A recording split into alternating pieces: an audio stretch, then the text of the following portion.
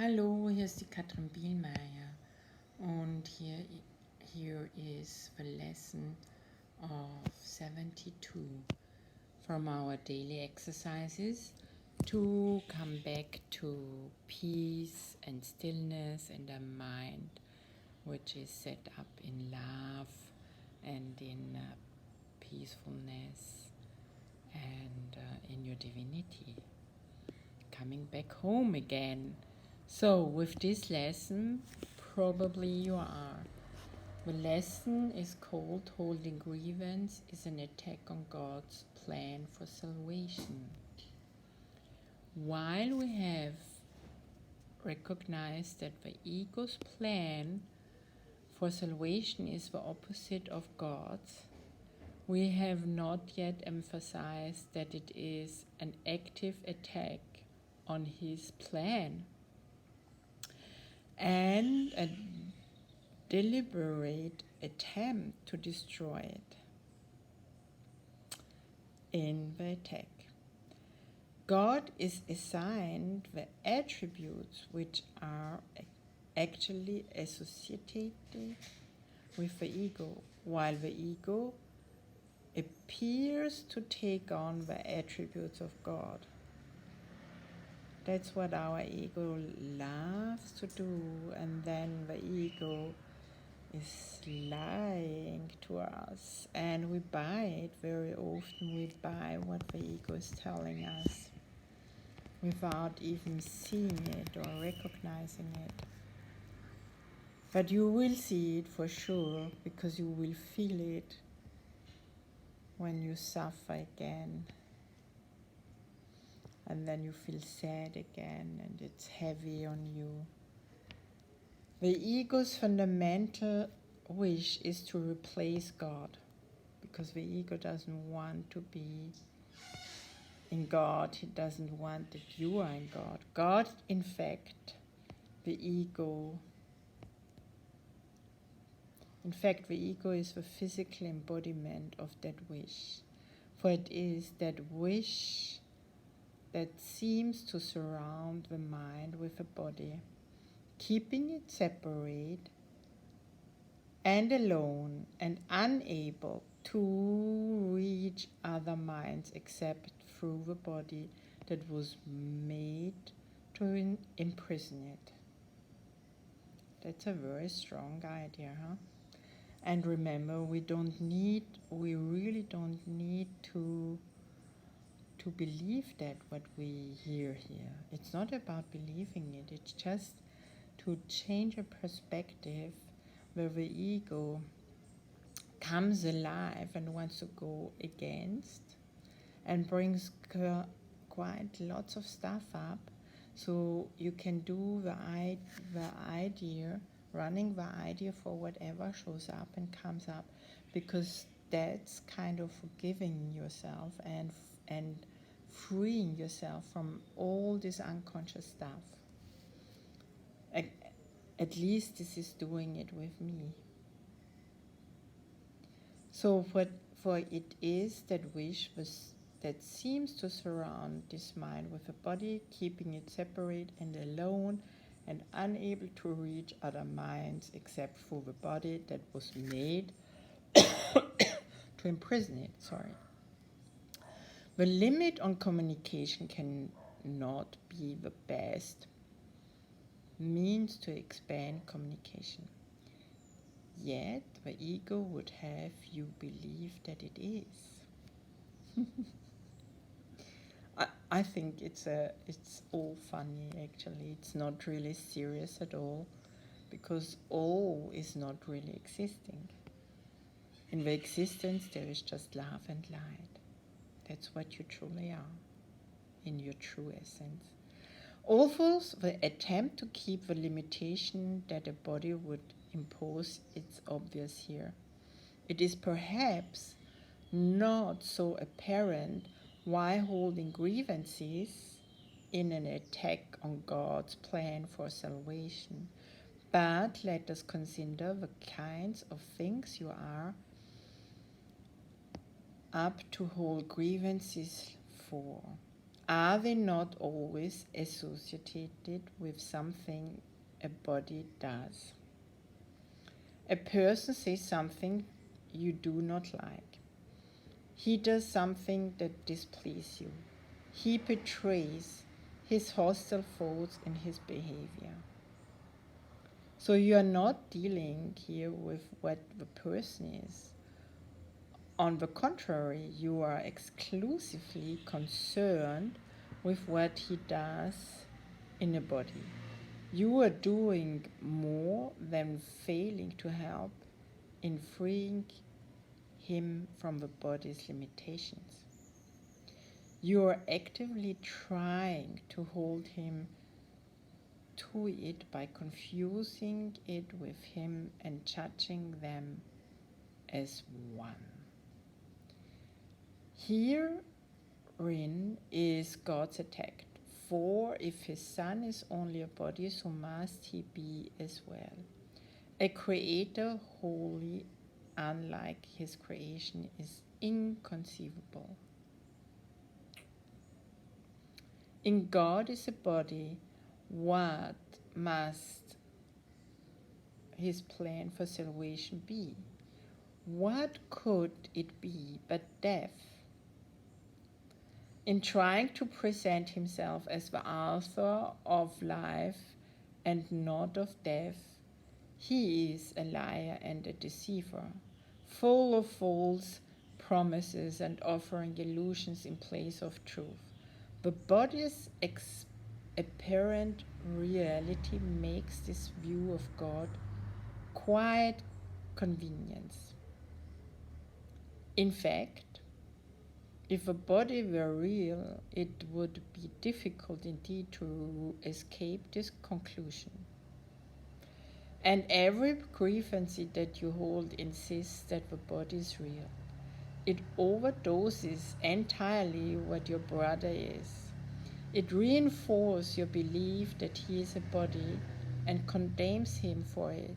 And it asserts that his salvation must be death, projecting the attack onto God and holding him responsible for it. I really know this kind of stuff. Oh my God. And then, of course, I don't want to be in God's love. I fear it because my ego really is stronger and my ego knows, I know, I don't need help. I can do everything on my own. Do you know that about yourself too? Oh, there is a problem. I can fix it. I'm strong. Oh yeah. And all that makes us separated and being apart and not feeling the love of God and the divinity in you. So do this carefully prepared arena where angry animals seek for prey and mercy cannot enter. The ego comes to save you. God made you a body very well. Let us accept this and be glad. As a body, do not let yourself be deprived of what the body offers. Take the little you can get. God gave you nothing. The body is your only savior. It is the death of God and your salvation. This is what the ego thinks. This is the universal belief of the world you see. Some hate the body and try to hurt and humiliate it. Others love the body and try to glorify and exceed it. But while the body stands at the center of your concept of yourself, you are attacking God's plan for salvation and holding your grievance against him and his creation that you may not hear the voice of truth and welcome it as friend. Your chosen Savior takes his place instead. It is your friend. He is your enemy. We will try today to stop these senseless attacks on salvation.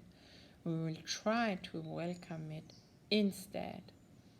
Your upside down perception has been ruinous to your peace of mind. You have seen yourself in a body and the truth outside you, locked away from your awareness by the body's limitations.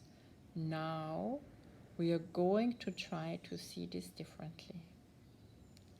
The light of truth is in us, where I was placed by God. It was placed by God. It is the body that is outside us and is not our concern. To be without a body is to be in our natural state. To recognize the light of truth in us is to recognize ourselves as we are. To see ourselves as separate from the body is to end the attacks on God's plan for salvation and to accept it instead. And whenever his plan is accepted, it is accomplished already. Our goal is, in the longer practice periods today, is to become aware that God's plan for salvation has already been accomplished in us.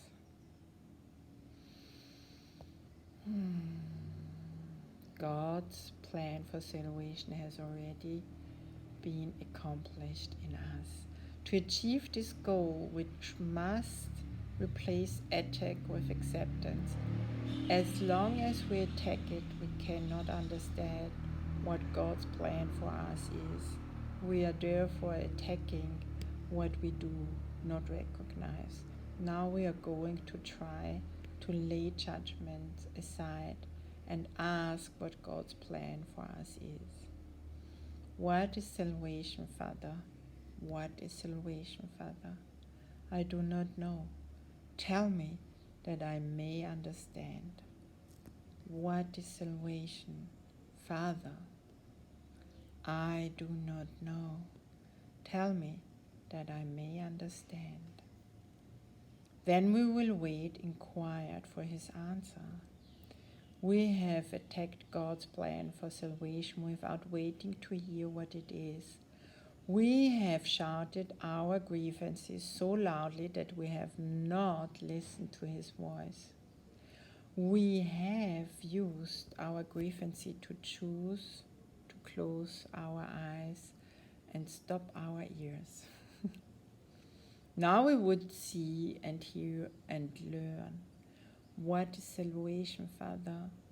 Ask and you will be answered. Seek and you will find. We are no longer asking the ego what salvation is and where to find it. We are asking it of truth. But be certain then that the answer will be true because of whom you ask. Whenever you feel your confidence wane and your hope of success flicker and go out, repeat your question and your request, remembering that you are asking of the infinite creator of infinity, who created you like himself. What is salvation, Father? I do not know. Tell me that I may understand. He will answer, be determined to that and be determined to hear.